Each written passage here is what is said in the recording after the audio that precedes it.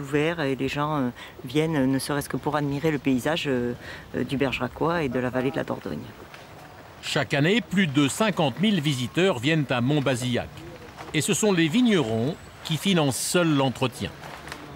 Que ça reste la propriété des viticulteurs, c'est comme si c'était une affaire de famille ici, quoi. Voilà. C'est magnifique ce qu'ils font, parce qu'ils améliorent le patrimoine de Bergerac. 4 degrés il y avait. 4 degrés, non, c'était mouillé, c'était froid.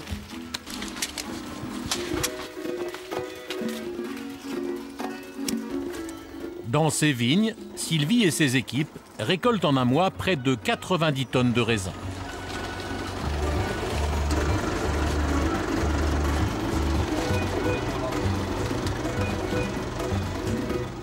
Bon, alors, voilà, fin de la matinée, tradition oblige, la pause pique-nique, autour bien sûr d'un verre de vin.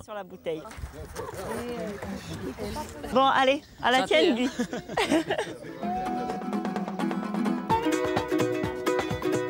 En plein cœur des vignes, le château est devenu la fierté de la région. Un patrimoine unique que la coopérative s'attache à conserver.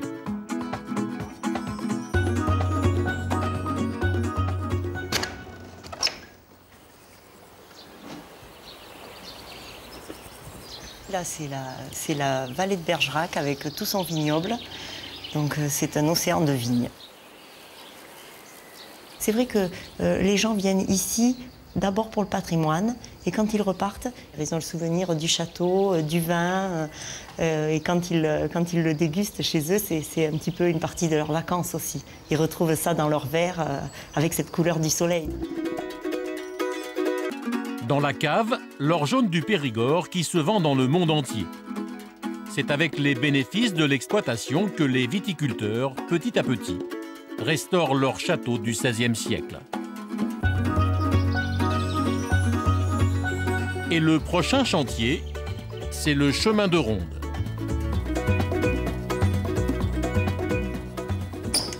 Oh, j'ai encore oublié mes sécateurs. Il est encore là, cet arbre-là. On ne peut pas l'arracher. Alors là, c'est le chemin de ronde. Il n'a pas été refait encore, mais c'est vrai que c'est un rêve de le refaire. Là, vous êtes du côté de la cour, on ne voit pas la vallée de la Dordogne, mais le chemin de ronde fait quand même tout le tour du château. Et on a la chance donc d'avoir un château qui porte le nom de l'appellation. C'est assez rare. Ah oui, c'est rare. Oui, oui. Avec un vrai château du XVIe siècle, je crois qu'on est la seule cave en France à l'avoir. En attendant de s'attaquer au chemin de ronde, dès qu'ils le peuvent, les viticulteurs de la coopérative abandonnent leurs sécateurs pour des truelles. Au programme ce matin, la rénovation d'un muret au pied du château.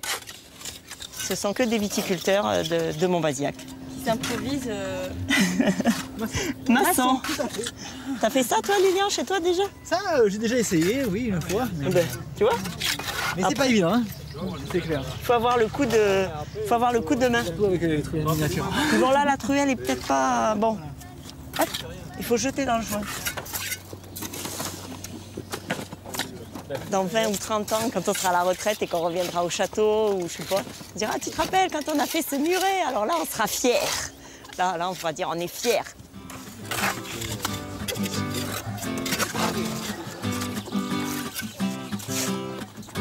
Ah, il va être chouette, celui-là, il va être chouette. Il va être clair.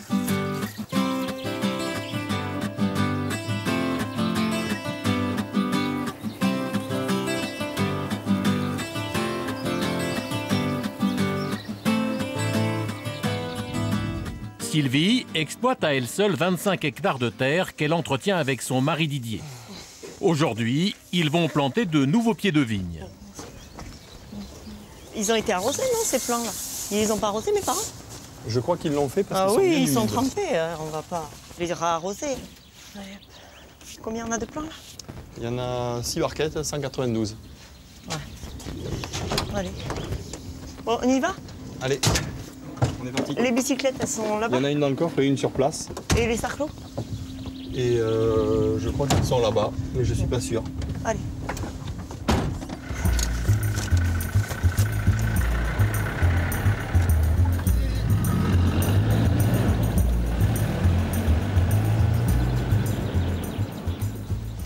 Ça, c'est joli. Hein. Sylvie n'a pas toujours été viticultrice. Il y a 10 ans, elle était comptable.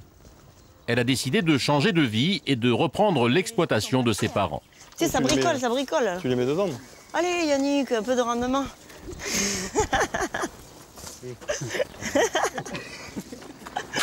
Et c'est en famille, avec son père, sur leur terre, qu'ils aiment se retrouver. Vous êtes fier que Sylvie ait repris le vignoble? Mais bien sûr, ça c'était une grande satisfaction. C'est vrai. Et puis ils sont courageux.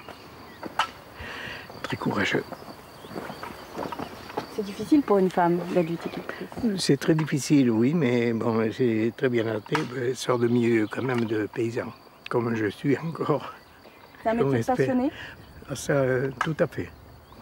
On ne peut pas être paysan et désinvolte, c'est pas possible. On est attaché à la terre, par le travail, par les animaux, par beaucoup de choses. Quand j'ai repris, c'est vrai que c'était presque par amour parce que je voulais qu'ils arrêtent de travailler. Au départ, c'était ça. Ben oui, je suis vraiment fière finalement d'avoir repris parce qu'au niveau de l'exploitation, je vois mes parents, mon père ne me le dit pas parce qu'il me le dit pas. Il peut pas me dire aujourd'hui tu as bien travaillé. J'aurais toujours, c'est pas possible chez lui. Mais je sais qu'il le pense.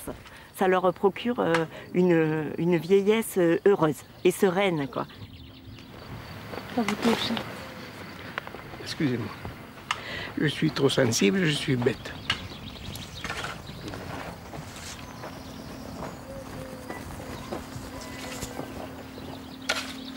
Placez-le un peu. J'aime beaucoup même.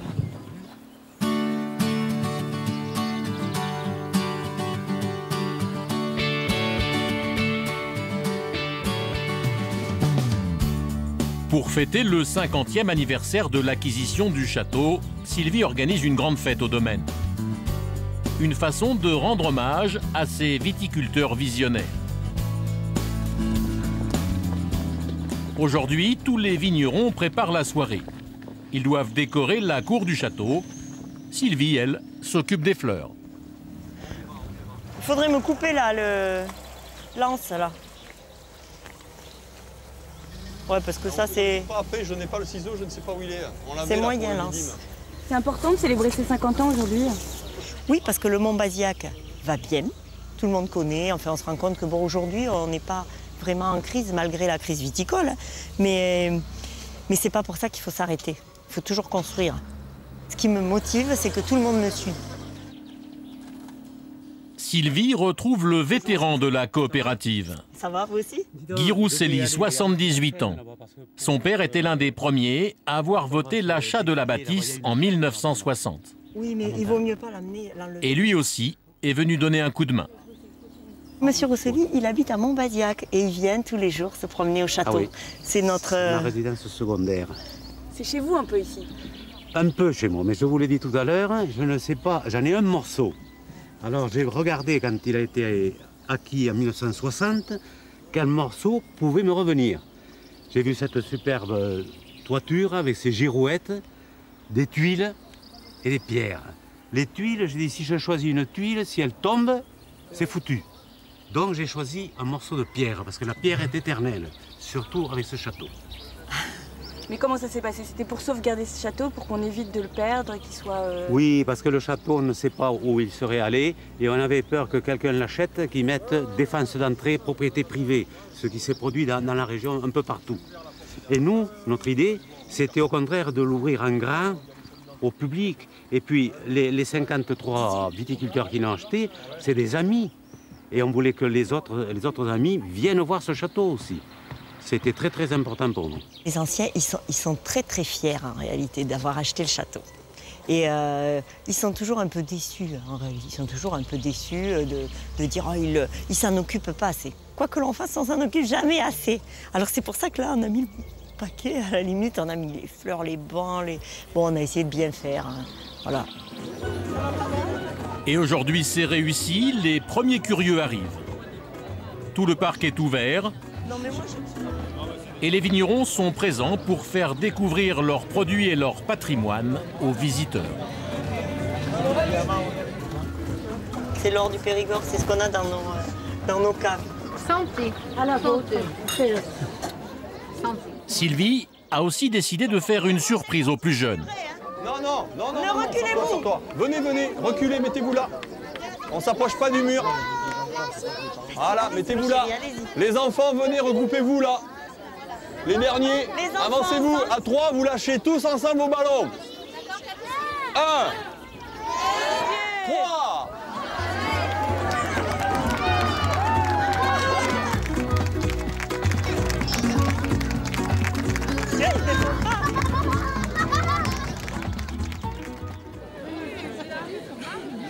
Non, mais c'est bon, je t'ai fait. 22h, la nuit tombe sur Montbazillac. Pour Sylvie et Didier, c'est un instant important. La reconnaissance de leur engagement. Ils sont super contents qu'on ait fait une fête. Et donc, ils nous poussent à recommencer.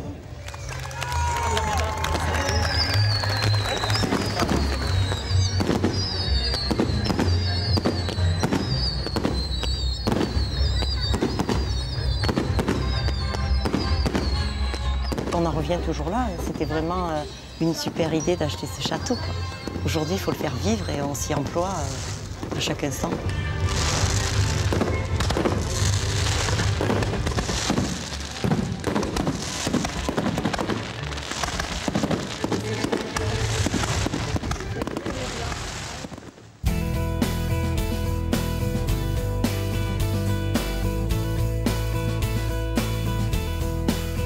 Nous quittons la Dordogne pour les rivages du Cotentin. Ici, d'autres passionnés se battent pour un patrimoine unique.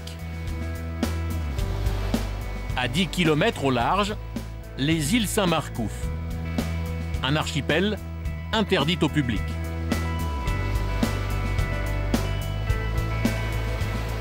Sur cette île, un fort militaire de l'époque napoléonienne laissé à l'abandon depuis la fin de la Seconde Guerre mondiale.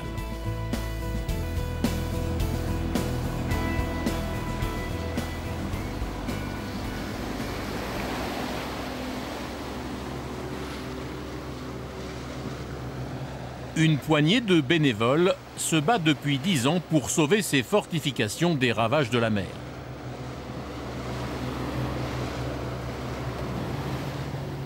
Philippe Rigaud est l'un des membres de l'association Les Amis de l'île du Large Saint-Marcouf. Tout va bien jusqu'à là. Tout va bien. Tout va bien. Philippe est tailleur de pierre. Sur l'île, c'est lui le chef de chantier. À bord de sa barge, 11 tonnes de matériel qu'il faut amener à bon port. Oui, Hugues, bonjour. Ah, je rentre je rentre directement dans les douves. D'accord. La mer est belle à l'entrée, là? D'accord, tout à l'heure. Là, j'ai appelé les gars qui sont sur les îles, là. Pour leur dire qu'on est bien partis et puis qu'ils nous attendent à la réception. À Saint-Marcouf, d'autres bénévoles attendent le bateau et son chargement pour démarrer les travaux. Mais la traversée est chaque fois périlleuse. Bah là, il y a le vent qui se monte un petit peu, là, le vent sud-ouest, et qui nous envoie de la vague arrière. Ça bouge un peu, enfin bon, faut pas que ça... Je prie que le sable s'en va pas, quoi.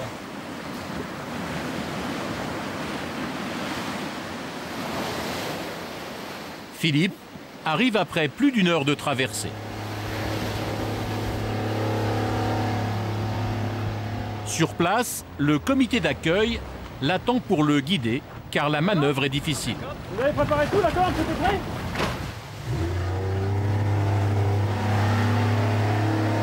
Alors allez! Tu vas rentrer dans les douves, je pense.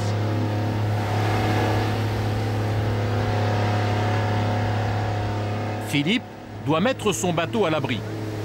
C'est ici, à l'entrée de la forteresse, que tout se joue.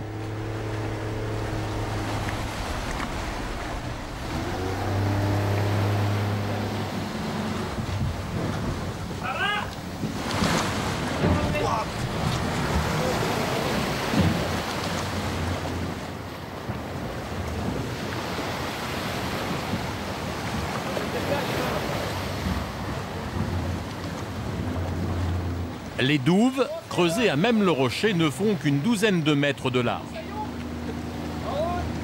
Là, ça y est, on vient de rentrer dans les douves de l'île. Là, on est sauvé, on a passé impeccable. Première manœuvre effectuée impeccable. Bonjour, Hugues.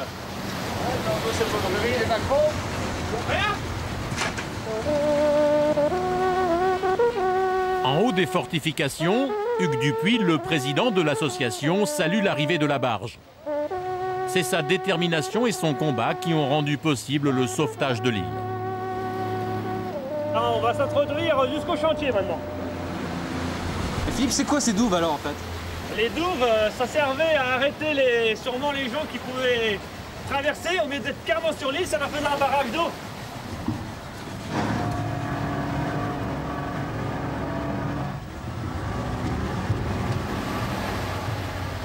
Dernière manœuvre avant d'arriver à l'ancien port de Saint-Marcouf.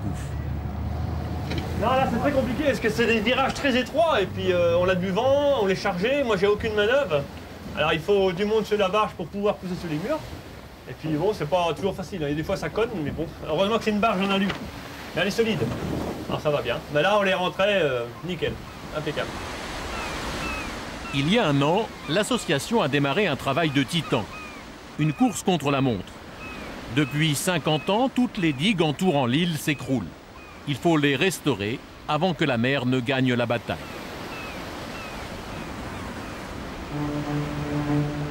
Saint-Marcouf est la seule île de la côte est du Cotentin. Un endroit stratégique pour les côtes normandes. Les Anglais l'avaient bien compris. Ils s'y sont implantés au XVIIIe siècle, empêchant ainsi tout trafic maritime dans la région. En 1802, ils ont dû rendre à la France cette prise de guerre. Napoléon décide alors de faire fortifier l'île. Il fait construire un fort de 54 mètres de diamètre, possédant 46 bouches à feu, sur 2 niveaux. En France, il n'existe que 3 répliques de forteresses circulaires comme celle-ci. Le fort n'a pas été abîmé jusqu'à la Seconde Guerre mondiale.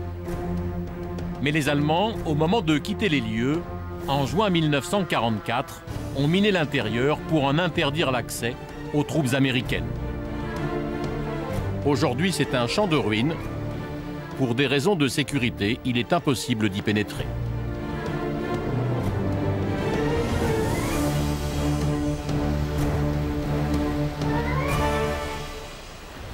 Hugues Dupuis, le président de l'association, s'est battu 10 ans pour obtenir l'autorisation de faire les premiers travaux. Ancien banquier, il consacre aujourd'hui toute son énergie à faire connaître ce patrimoine maritime unique dans la région. Comme cet ancien port de l'île, aujourd'hui dégradé.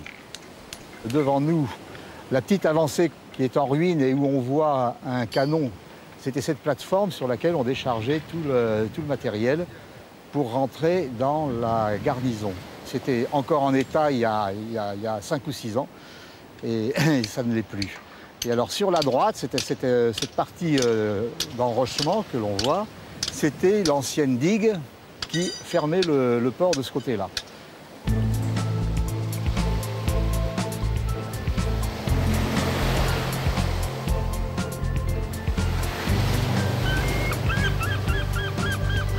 Tradition oblige, à Saint-Marcouf, les journées se terminent souvent par une partie de pêche. Un moment de convivialité pour tous les bénévoles de l'association.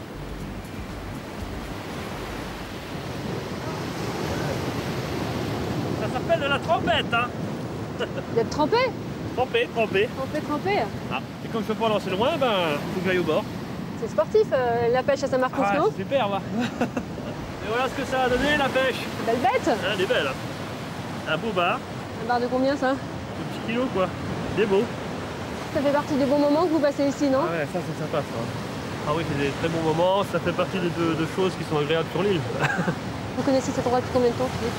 Moi, je viens là depuis que j'ai 13 ans, presque 14 ans. Alors, ça fait déjà un peu de temps. Et puis, on faisait de la chasse sous-marine ici, là. Ici, dans la fosse à canon. Exactement, au bar. C'est pour ça que celui-là, je savais que je l'avais essayé il y a très longtemps et je voulais le choper, le plat. Hugo aussi, tu connais, toi? Ce ne sont pas des raisons très sportives, c'est plutôt des raisons de venir faire des expéditions avec ma famille, avec mes neveux qui étaient tout jeunes et qui en ont gardé des souvenirs éblouissants. Et c'est à travers leurs yeux d'enfant que maintenant je veux perpétuer cette belle image, parce que pour eux, toute leur vie, ils vont garder ce site quand on est enfant. C'est Jules Verne, c'est Robinson Crusoe. Et en plus, ce sont les seules îles quand même sur toute cette côte, jusqu'à pratiquement Le Havre, même plus loin. Donc c'est vraiment un endroit exceptionnel. Un endroit exceptionnel qui suscite depuis toujours l'engouement des habitants de la côte, comme en témoigne ce film amateur de 1928.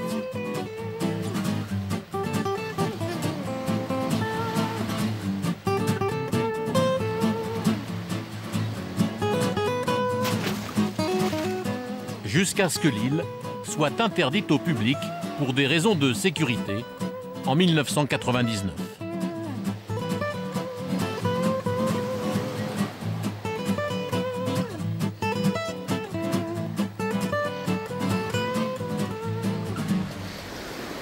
Ce soir, les bénévoles de l'association ont le privilège de profiter de ce petit bout du monde avant de démarrer leur chantier. Ça, c'est le meilleur moment. On va voir au-dessus de l'eau et un peu de vagues. Là, ça va être joli. Hein.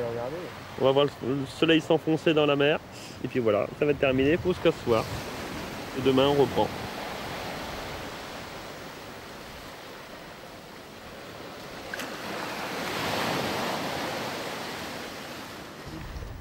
Il faut emmener vos outils. Vous emmenez tous vos outils? Massette, purin. Voilà. Les gants, vos gants. Le lendemain matin à Saint-Marcouf, les travaux peuvent démarrer sur les digues.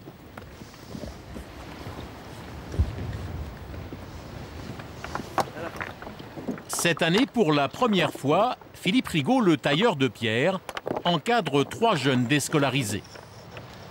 Ça serait bien, mais un peu plus épaisse qu'il te faut. Tu vois, celle-là, elle est bien, celle-là. Ils viennent passer 3 jours sur l'île. Parmi eux, John, 17 ans. Pas mal. J'ai trouvé une pierre angulaire, si tu veux, qui vienne compléter celle-là. Les adolescents sont accompagnés de 3 éducateurs. À travers cette restauration, ils tentent, comme Jean-Louis, de leur redonner le goût du travail. Nickel. Ça leur permet de faire quelque chose de beau avec ses seules mains, sa force physique, mais dans un esprit collectif. À participer avec une faible expérience à un ouvrage gigantesque, ça les branche. Et au niveau de leur scolarité, au niveau de leurs apprentissages professionnels, ça leur donne un élan pour commencer l'année assez exceptionnelle. John, vous êtes à quel niveau d'études, vous? Bah moi, j'ai un niveau très bas parce que quand j'étais petit, je voulais pas aller à l'école. Je faisais rien qui pouvait intéresser le reste de l'école. Donc maintenant, quand je suis ici, je préfère travailler avec mes mains plutôt. C'est plus, je trouve ça plus intelligent. Valorisant. Oui, aussi valorisant. Puis la maçonnerie, j'en sais pas tellement, quoi. Là, ça me permet de voir, quoi. Je suis pas si mauvais que ça en maçonnerie. Tu veux faire une taille de pierre, Jimmy? Et d'être ici, avec cette vieille pierre. Le site est génial. C'est en pleine mer. On peut pas expliquer comment c'est. C'est trop beau, quoi.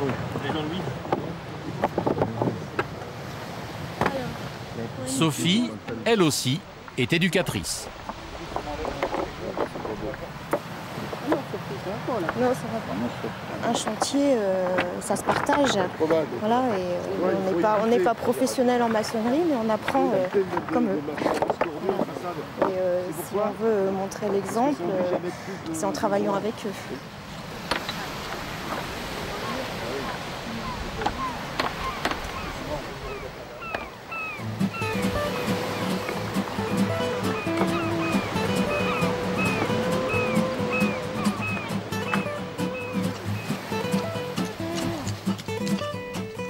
À l'autre bout de la digue, Hugues, le président de l'association, profite de la marée basse pour travailler sur un autre chantier qu'il a ouvert avec des bénévoles.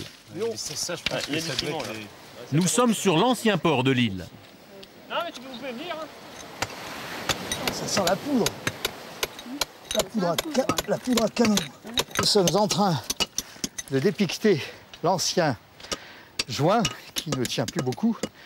Et c'est le début du processus de dégradation de la digue.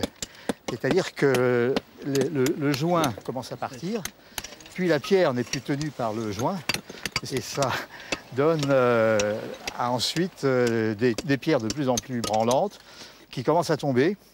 Et puis la mer continue, et après la digue tombe tout entière. Jean-François est un ancien officier de marine. Il a navigué sur toutes les mers. C'est surtout un des piliers de l'association. Il faut tenter de donner un petit coup de jeune à ces pauvres jetés qui n'en peuvent plus, en espérant que ça va déclencher un mouvement un peu plus vaste, parce qu'il y a du boulot. Hein. Il y a vraiment beaucoup de boulot. Il faut laisser à nos enfants un joli petit port comme ça, protégé, c'est un lieu de promenade phénoménal.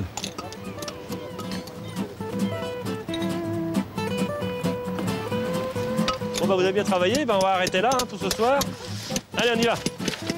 La première journée de chantier s'achève à Saint-Marcouf.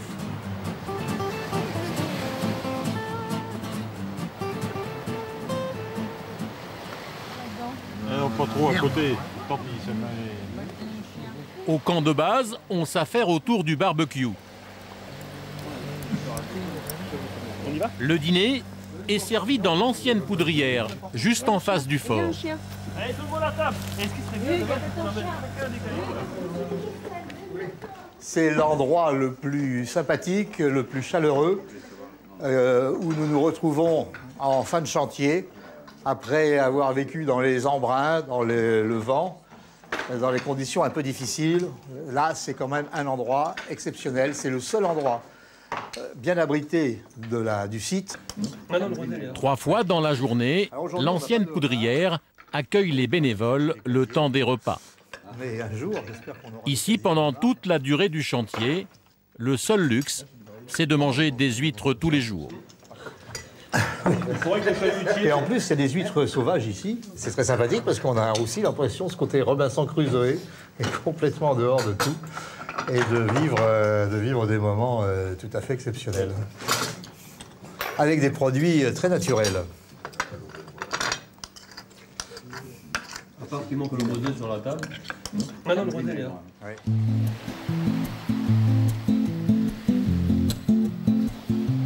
Le lendemain matin, au campement, la vie s'organise après 2 nuits sous la tente. Ici, il n'y a pas d'eau, pas d'électricité. Oui. De l'eau. Alors tout le monde se débrouille avec les moyens du bord. Est-ce que tu de l'eau de mer ?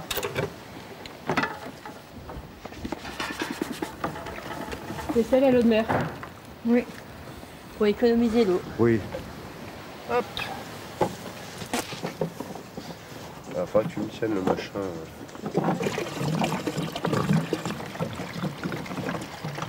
Ça fait partie du projet éducatif aussi, de les mettre dans des conditions un peu rudimentaires, les jeunes? Ah bah oui, tout à fait. Tout à fait. L'adaptation au milieu. Les conditions de vie, la manière de vivre, l'entente entre les personnes aussi, parce que on aurait pu très bien en arriver et puis mal être accueillis, mais là c'est pas du tout ça. On est arrivé, on a tout de suite été bien accueillis. Rassemblement!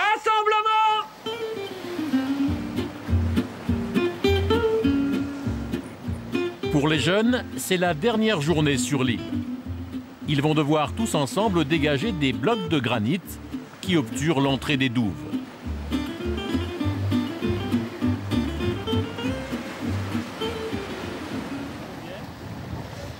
Alors voilà la bête. Donc il faut qu'on dégage le passage. Celle-là, je pense qu'elle va bien faire une tonne, celle-là. 800 kilos, une tonne. Oh, facile. Elle est très costaud, l'équipe. Ils sont en pleine forme, là. Ils ont mangé du bar.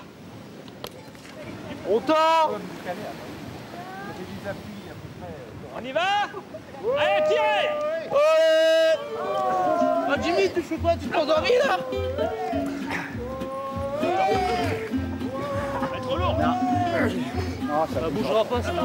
Qu'on la maintienne. Faut maintenir. Afin qu'il nous tire. Tirez. Oh, Attendez, attendez. Allez, on y est? On y va. Ah, ça y est, ça a bougé. Allez, tirez là.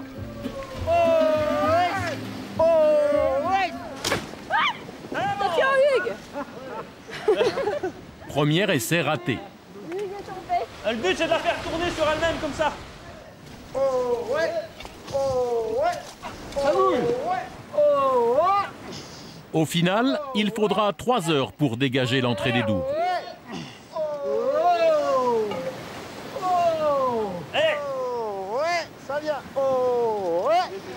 C'est vraiment tout à fait l'esprit de notre association, c'est la solidarité, l'effort et un résultat tout à fait surprenant.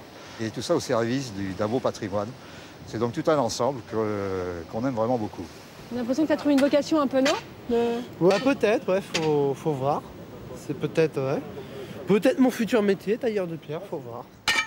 Ça, faut enlever ça là. Finalement, John repartira avec un stage de tailleur de pierre dans l'entreprise de Philippe. On vous arrête jamais, Philippe, hein? Non, faut pas s'arrêter. Il y a encore de quoi faire. Hein. Pour les bénévoles de l'association, le chantier va encore durer 2 semaines. Ils espèrent tous pouvoir continuer l'année prochaine à sauver leur île.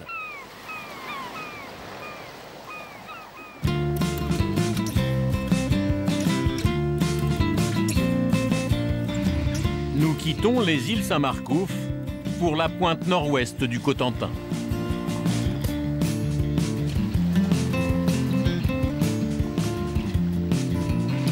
La région de La Hague est surtout connue pour son usine nucléaire. Et pourtant, elle recèle des trésors. C'est un territoire unique avec des villages préservés, de superbes côtes escarpées et des paysages parmi les plus sauvages de France.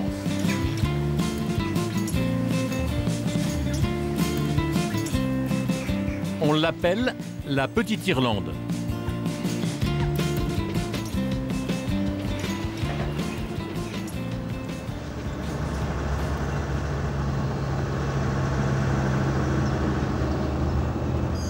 François Roquet est né ici, à Aumonville-la-Roque, en plein cœur de la région de La Hague.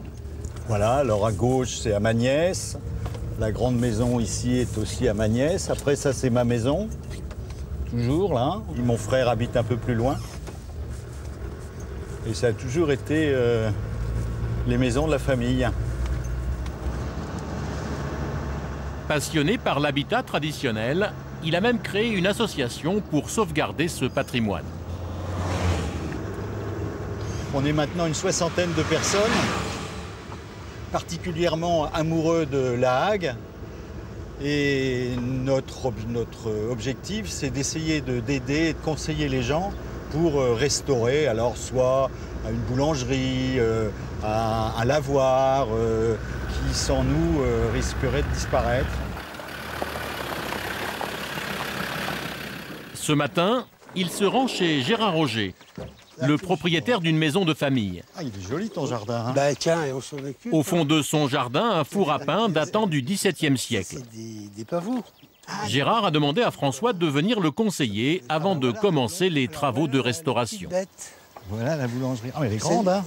Bah ouais, ça taille. Hein. Elle est grande. Alors tu vois, il y a 2 parties. Donc il y a la partie boulangerie d'ici, là, jusqu'au four. Et là, c'était un bureau à cochon.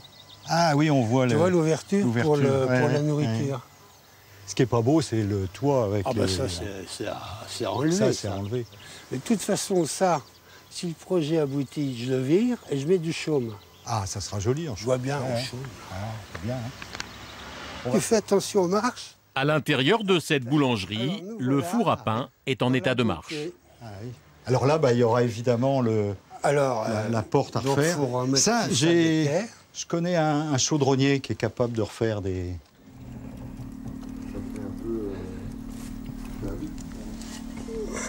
Le four est situé dans le mur de la cheminée.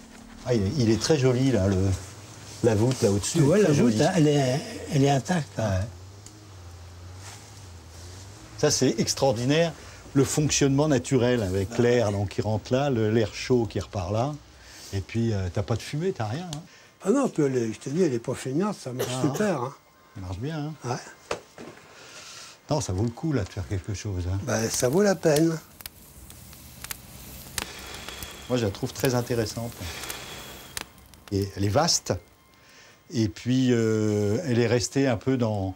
Elle est restée dans son jus, quoi, avec ici le morceau de bois qui retient tout le dessus. On voit que c'est pas...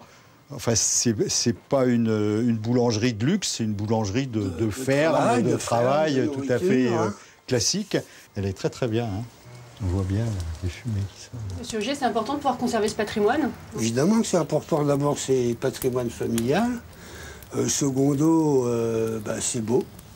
C'est important aussi. Hein. La Hague, hein. Et puis c'est la Hague, et puis on aime. Puis là, un pot, c'est authentique. Là. Et moi, comme c'est de famille, je suis dedans. Moi, je suis né là. Moi, enfin, je suis né là. C'est mon sang, ce truc-là. Il y a des bonnes pratiques à indiquer aux gens qui sont, en général, prêts à appliquer, puisque c'est leur patrimoine, et ils ont envie de bien faire. Donc, c'est pas... Ce qui leur manque souvent, c'est les informations.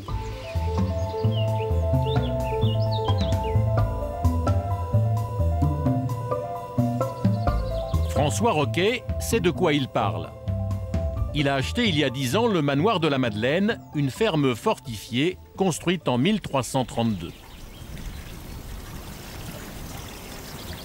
Ce manoir du Moyen-Âge a traversé les siècles sans aucune transformation. La Madeleine, elle est entièrement fermée. Seule la porte charretière donne une ouverture sur l'extérieur. Et puis au-dessus, vous avez 5 ouvertures carrées. Enfin, c'était un pigeonnier simple à l'époque, puisque les pigeonniers ronds, tels qu'on les connaît un peu dans nos campagnes, sont arrivés au XVIe siècle. Et ici, on a un pigeonnier, je dirais, simple de la campagne de l'époque. Au XIVe siècle, la guerre contre les Anglais ravage ces campagnes. Alors tout est conçu ici pour se protéger de l'agresseur. Comme en témoignent ces petites fenêtres au premier étage. Les façades, elles n'ont pas bougé. C'est des fermes qui étaient très pauvres, qui fait qu'il n'y a eu pratiquement aucun travaux pendant des siècles. C'est pour ça qu'on trouve cette bâtisse en l'état, telle qu'elle a pu exister il y a 2, 3, 5 siècles, 6 siècles. Et elle est dans toute son authenticité. C'est ce qui en fait son charme. François Roquet a refait tous ses toits avec un schiste traditionnel de la Hague. Même cette petite bâtisse au fond de son jardin. Voilà, alors ici vous voyez toutes les différentes sortes de schistes avec les noirs donc, qui viennent de la région de Viellette, dont la couleur vient de l'oxyde de fer. Vous avez des pierres plus blanches, vous avez des pierres plus bleues, plus vertes. Donc tout ça, c'est un mélange, on fait un espèce de patchwork. Et puis vous voyez, vous retombez la même chose sur la grande maison là en face, où vous avez ce mélange de couleurs de pierre. Moi, j'aime beaucoup. Si vous regardez la mer ici, ou le ciel, mais plus la mer peut-être, elle change de couleur très souvent. Donc vous allez avoir des mers bleues, des mers vertes, des mers plus blanches, plus noires, plus grises, etc. Et c'est vrai que là, on retrouve un peu nos couleurs de la mer. C'est joli tout ça. Mais moi, je peux rester des heures devant un toit comme ça. Pour moi, c'est extraordinaire. C'est beau, voilà. Aujourd'hui, au manoir, des artisans finissent le toit de la maison principale.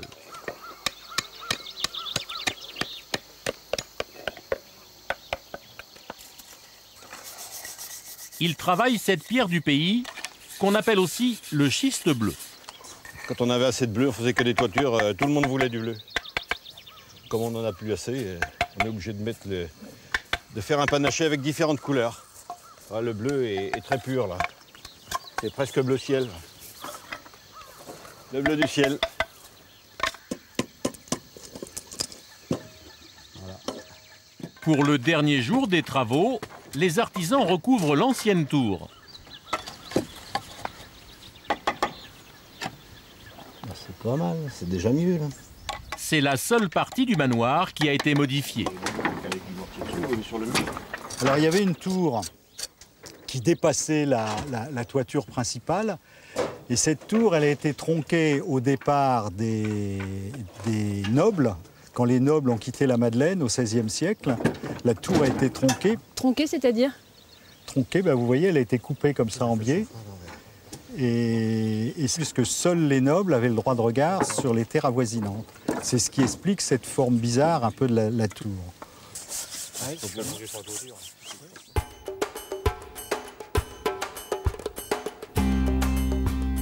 Nous quittons le manoir de la Madeleine pour longer la côte ouest du Cotentin.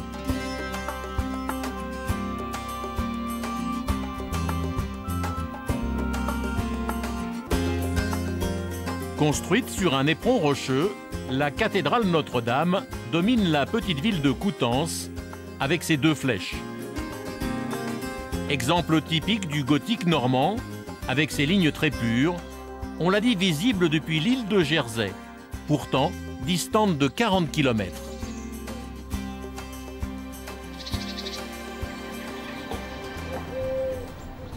Christophe Battard est architecte en chef des monuments historiques. Depuis 5 ans, c'est lui qui veille sur la cathédrale. Alors voilà, ici on est en haut de la lanterne, à 57 mètres de haut, et on aperçoit la Manche, avec une vue panoramique quasiment à 180 degrés, depuis Granville au sud jusqu'aux îles Jersey, qui sont pile dans l'axe des deux flèches de la cathédrale. Donc c'est vraiment une vue exceptionnelle. Les flèches qui culminent à 76 mètres de haut quand même. On est ici par rapport à la cathédrale Notre-Dame de Paris, quasiment 20 mètres plus haut. Donc on a vraiment une impression de monumentalité qui est superbe.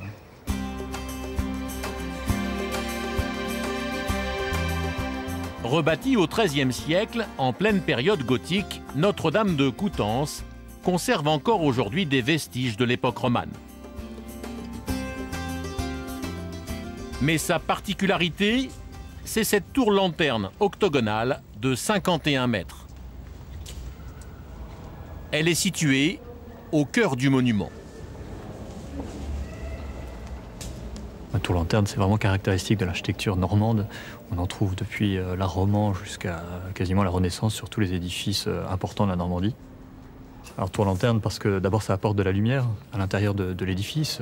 Et donc là, ici, on est vraiment à la croisée du transept, du chœur et de la nef. Et donc c'est à cet endroit-là, pour des raisons symboliques aussi, que l'on veut apporter de la lumière. C'est la lumière céleste en fait, c'est très symbolique par rapport à un édifice religieux évidemment. Préoccupés par la recherche de la lumière, les bâtisseurs créent aussi des ouvertures latérales plus hautes.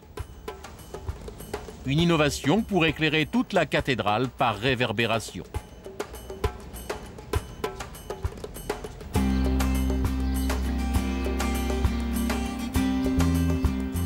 Aujourd'hui, l'urgence se situe à l'arrière du monument, au-dessus du chœur.